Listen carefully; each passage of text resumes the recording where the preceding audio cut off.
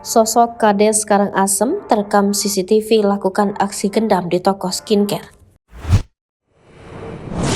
Seorang oknum kepala desa yang berasal dari desa Karangasem, Kecamatan Wonorejo, Kabupaten Pasuruan, Jawa Timur, viral di media sosial. Ia ditangkap polisi karena diduga terlibat aksi gendam di Kabupaten Tuban. Diketahui, sosok Kades Karangasem itu bernama Anton Arif. Anton Arif berusia 48 tahun. Dalam video rekaman CCTV yang beredar yang dikutip Instagram undercover.id, memperlihatkan Kades Karangasem tengah melakukan aksi gendam di sebuah klinik kecantikan di Kecamatan Palang, Kabupaten Tuban. Atas aksi ini menyebabkan korban kehilangan sejumlah uang jutaan rupiah. Dalam menjalankan aksinya, tampak Kades Karangasem ini menggunakan jaket, peci dan wajah yang tertutup oleh masker.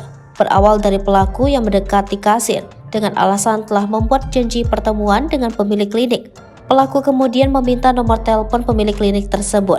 Setelah itu, dengan pura-pura menelpon pemilik, pelaku meminta kasir memberikan uang sebesar 4,8 juta rupiah.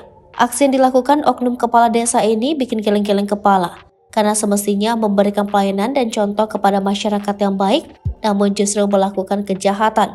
Unggahan tersebut sontak heboh, jadi sorotan dan tuai beragam komentar warganet. Diketahui penangkapan terhadap kepala desa Karangasem Anton Arif dilakukan oleh Polres Tuban di salah satu masjid di Kecamatan Paciran, Kabupaten Lamongan, Selasa 30 Mei 2023 malam. Anton ditangkap atas tuduhan penipuan dengan modus gendam. Hasil penyelidikan awal polisi mengungkap bahwa Anton diduga melakukan aksinya di dua lokasi, yaitu Kecamatan Tuban dan Kecamatan Palang, Kabupaten Tuban dengan mengendarai sepeda motor. Atas perbuatannya, Anton Arif dikenakan pada pasal 378 KUHP terkait penipuan dengan hukuman penjara paling lama 4 tahun.